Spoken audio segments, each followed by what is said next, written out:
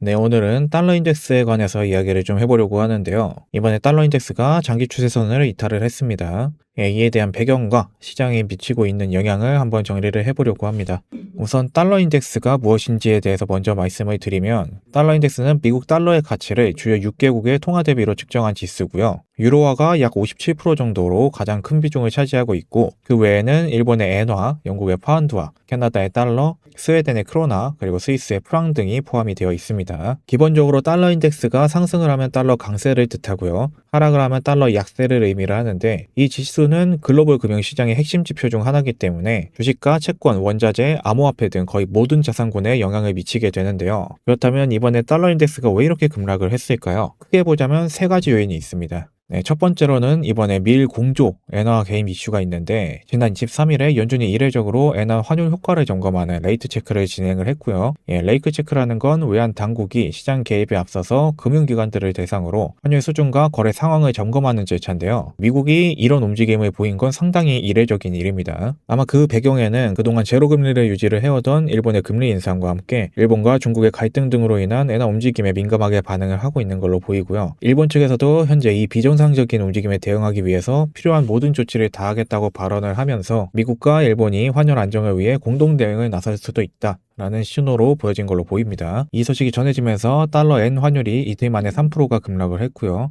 이는 작년에 엔캐리 트레이더 청산 이슈가 처음 불거졌을 때 이후로는 처음입니다. 두 번째로는 미국 내부 문제로 볼 수가 있겠는데요. 현재 미국에서는 정부의 셧다운 우려가 좀 불거지고 있죠. 상원민주당이 주요 예산 법안을 막겠다고 선언을 하면서 정부의 업무 정지 가능성이 제기가 되고 있는데, 여기서 트럼프가 파월 연준 의장의 후임 인선을 언급을 하면서 통화 정책에 대한 불확실성도 커지고 있는 상황입니다. 마지막으로 세 번째는 비슷한 방향성으로 보일 수 있는 이제 관세 정책 리스크입니다. 최근에 트럼프가 캐나다에 100% 관세를 부과를 하겠다고 위협을 한다던가, 아니면 이번에 한국에서도 자동차, 목재, 의약품 관세를 15%에서 25%로 인상을 한다는 등 다시 관세를 가지고 휘두르는 모습이 보여지면서 달러에 대한 신뢰도 하락과 탈달러 움직임을 가속화시키고 있다는 점이 작용을 하고 있다 라고 볼 수 있겠습니다. 이 달러 약세가 일반적으로는 위험 자산에 긍정적으로 작용을 하는데요. 달러 가치가 떨어지면은 달러로 표시된 자산의 가격이 상대적으로 올라가겠죠.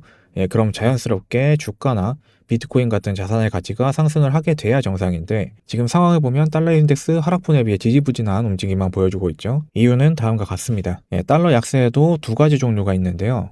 첫 번째는 연준이 금리 인하를 진행을 하고 유동성을 공급을 하면서 경기 부양에 대한 기대감으로 달러가 약해지는 경우가 있고요. 이럴 때는 투자자들의 위험 선호 심리가 높아지면서 주식이나 암호화폐 등 위험 자산으로 자금이 유입이 많이 되는 편입니다. 이게 일반적으로 생각하는 달러 약세고요. 현재 상황은 조금 다른 게, 지금은 관세나 셧다운 우려 등으로 인한 정치적 불안정성, 그리고 전쟁 같은 지정학적 리스크, 이런 이유들로 인해서 미국 자산에 대한 신뢰도가 떨어지면서 달러가 약해지는 경우인데요. 이럴 때는 투자자들의 불안 심리가 강해지기 때문에 안전자산을 더 선호를 하게 되고요. 추가적으로 위에 지정학적 리스크나 정치적 리스크들에 대해서 현재로서는 해결된 게 없는 상황이기 때문에 당분간은 변동성이 큰 장세가 이어질 가능성이 높아 보이니까요. 무리하게 매매하시기보다는 리스크 관리에 집중을 좀 하시면서 시장 상황을 지켜보시는 게 바람직해 보입니다. 오늘 제가 준비한 영상은 여기까지고요. 오늘 영상이 도움이 되셨다면 구독과 좋아요 부탁드리고, 궁금하신 점은 댓글로 남겨주시기 바랍니다. 그럼 저는 다음에 더 좋은 영상으로 인사드리도록 하겠습니다.